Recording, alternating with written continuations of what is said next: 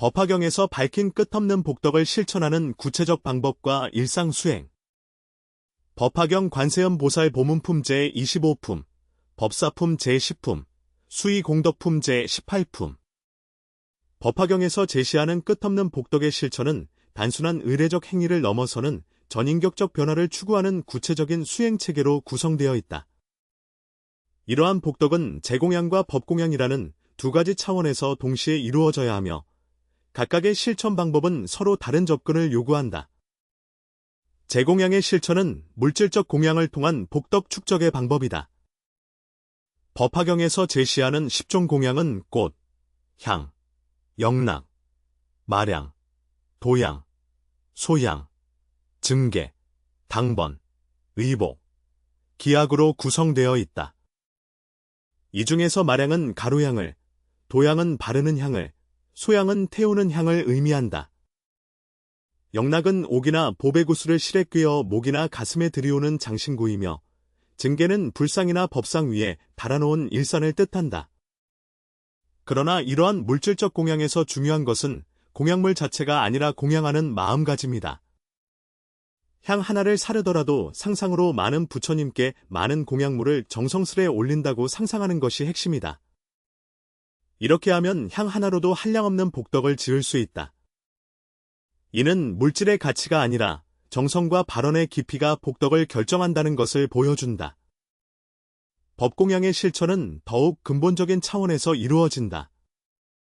법화경에서 제시하는 오종법사의 수행은 수지, 독, 송, 해설, 서사의 5가지로 구성된다. 수지는 경을 통달해 잊어버리지 않고 받아 지니는 것으로 단순히 경을 보관하는 것이 아니라 그 가르침을 실천하여 통달해 지님을 뜻한다. 독은 바른 마음으로 경을 보고서 입으로 읽는 것이고 송은 읽는 것이 숙달하여 자연히 외우는 것이다. 해설은 남에게 묘법의 진리를 풀어서 가르치는 것이며 서사는 경문을 베껴서 널리 유포시키는 것이다. 이 5가지는 경전 수행의 기본이라 할 수 있는데 법화경에서는 특히 육군청정으로 나아가는 중요한 실천법이라 한다. 스스로 본받아 닦으면 자행의 법사이고 남에게 이 5가지를 가르치면 화타의 법사가 된다. 수의공덕의 실천은 특별히 주목할 만한 방법이다. 법화경 수의공덕품에서는 부처님의 가르침을 지극한 마음으로 감사히 생각하고 그 가르침에 얼마만큼이라도 실천하는 것을 스스로의 기쁨으로 생각하는 마음이라고 정의한다.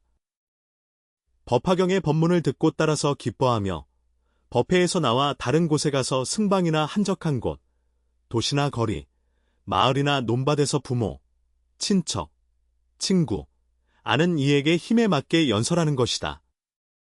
이러한 수의의 전파 과정에서 놀라운 일이 일어난다.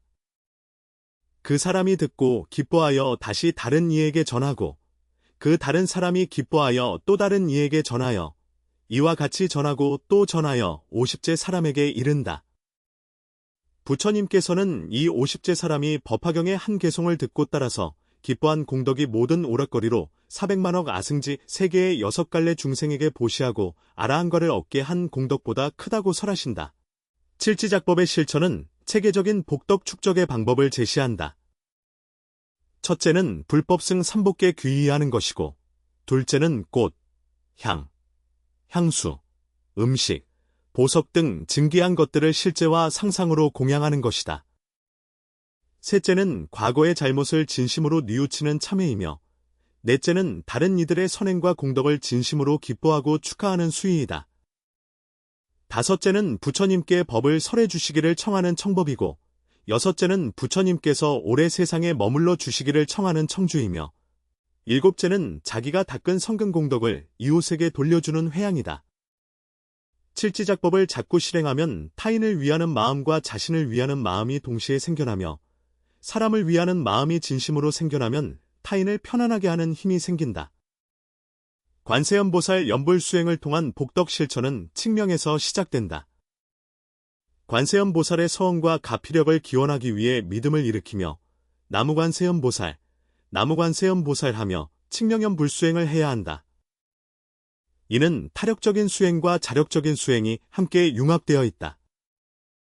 타력적인 수행이란 관세음 보살의 본원력과 가피력을 믿음으로 의지하여 종교적 가피를 얻기 위한 염불이며, 자력적인 수행이란 수행자 스스로가 관세음 보살의 지혜와 자비를 닮아 완성하려는 노력이다. 관세음 보살의 이름을 수지하는 것만으로도 무량무변한 복덕의 이익이 있다고 법화경은 설한다. 어떤 이가 관세음 보살의 이름을 받아 지녀 염불하되 잠시만이라도 예배하고 공양한다면 이 사람의 복이 62억 항아사 보살에게 목숨이 다하도록 공양하는 복과 같아 다르지 아니하리니 백천만억겁이 지나도 다하지 않는다. 이는 복전에 기름지고 척박한 차이가 있기 때문이라고 해석되며, 믿음의 힘과 궁극에는 공이 되는 이치를 아는 두 가지 요인으로 양자의 공덕이 똑같다고 설명된다.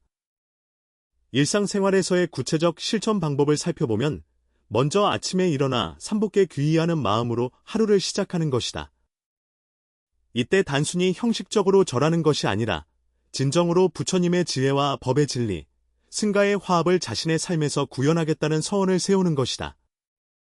세수할 때는 몸의 때를 씻듯이 마음의 번뇌도 함께 씻어낸다는 생각으로 참회의 마음을 갖는다. 식사할 때는 음식 하나하나가 무수한 인연으로 이루어졌음을 생각하며 감사하는 마음으로 공양한다. 이는 단순히 배를 채우는 행위가 아니라 생명을 이어가는 거룩한 의식으로 승화시키는 것이다. 일할 때는 자신의 노동이 사회와 타인에게 도움이 되는 보시 행위라는 마음가짐을 갖는다. 어려운 일을 만났을 때는 이것이 자신의 업장을 소멸시키는 기회라고 여기며 인욕을 실천한다. 저녁에는 하루 동안의 행위를 돌이켜보며 잘못한 것은 참회하고 잘한 것은 모든 중생과 함께 나누겠다는 회향의 마음을 갖는다. 잠자리에 들 때는 오늘 하루도 무사히 지낼 수 있게 해준 모든 인연에 감사하며 내일은 더욱 정진하겠다는 서원을 세운다. 독서할 때는 단순히 지식을 쌓는 것이 아니라 지혜를 기르는 법공양으로 여긴다. 특히 불경이나 불교 서적을 읽을 때는 한 구절 한 구절에 담긴 부처님의 자비와 지혜를 마음 깊이 새기려 노력한다. 이는 서사공양의 현대적 실천이라 할 수 있다. 다른 사람과 대화할 때는 법문을 나누는 해설 공양의 기회로 여긴다. 직접적으로 불법을 설하지 않더라도 지혜롭고 자비로운 말로써 상대방에게 도움이 되고자 한다. 현대 사회에서 소셜미디어나 인터넷을 통한 정보 공유도 서사 공양의 한 형태가 될 수 있다. 좋은 글이나 영상을 공유할 때 단순한 정보 전달이 아니라 타인의 지혜와 행복을 위한 보시 행위라는 마음으로 한다면 그것도 법공양이 된다. 다만 이때 허위 정보나 해로운 내용이 아닌지 신중히 판단해야 한다. 예술 활동이나 창작 활동도 복덕을 쌓는 방법이 될 수 있다. 아름다운 음악, 그림, 문학 작품을 통해 사람들의 마음을 정화하고 감동을 주는 것은 일종의 법공양이다. 이때 중요한 것은 자신의 명예나 이익을 구하는 것이 아니라 순수하게 타인의 행복과 깨달음을 위한 마음으로 하는 것이다. 운동이나 건강관리도 복덕 실천의 방법이 될 수 있다. 몸을 건강하게 유지하는 것은 더 오래 더 많이 중생을 위해 봉사할 수 있는 기반을 마련하는 것이다. 또한 건강한 몸과 마음으로 수행에 정진할 수 있게 해준다. 이는 자신만을 위한 것이 아니라 타인을 위한 준비 과정으로 여겨야 한다. 환경보호 활동도 현대적 의미의 공양이다. 지구 환경을 보호하는 것은 미래 세대와 모든 생명체를 위한 보시 행위이다. 분리수거, 에너지 절약, 친환경 제품 사용 등 작은 실천들도 모두 복덕을 쌓는 행위가 될 수 있다. 이때 단순히 규칙을 지키는 것이 아니라 모든 생명에 대한 자비심에서 우러나오는 행동이어야 한다.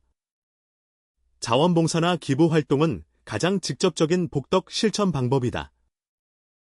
그러나 단순히 물질을 주는 것에 그치지 않고 상대방의 진정한 필요가 무엇인지 파악하고 그에 맞는 도움을 주어야 한다. 또한 기부나 봉사를 한 후에 자만하거나 상대방에게 은혜를 입혔다는 생각을 하지 않는 것이 중요하다. 오히려 도움을 줄 기회를 제공해준 상대방에게 감사하는 마음을 가져야 한다. 끝없는 복덕을 실천하는 가장 중요한 원칙은 지속성이다. 하루 이틀 열심히 하다가 그만두는 것이 아니라 평생에 걸쳐 꾸준히 실천하는 것이다. 작은 일이라도 꾸준히 계속하는 것이 큰 일을 가끔 하는 것보다 더 큰 공덕을 쌓는다. 또한 형식에 얽매이지 않는 것도 중요하다. 정해진 의례나 방법만이 공양이 아니라 진정한 마음으로 하는 모든 선한 행위가 공양이 될 수 있다. 무엇보다 중요한 것은 자신만의 이익을 구하지 않는 무아의 정신이다. 복덕을 쌓는다고 해서 자신이 복을 받기 위해서 하는 것이 아니라 모든 중생의 행복과 깨달음을 위해서 하는 것이어야 한다. 이러한 회양의 정신이 있을 때 비로소 진정한 끝없는 복덕을 성취할 수 있다.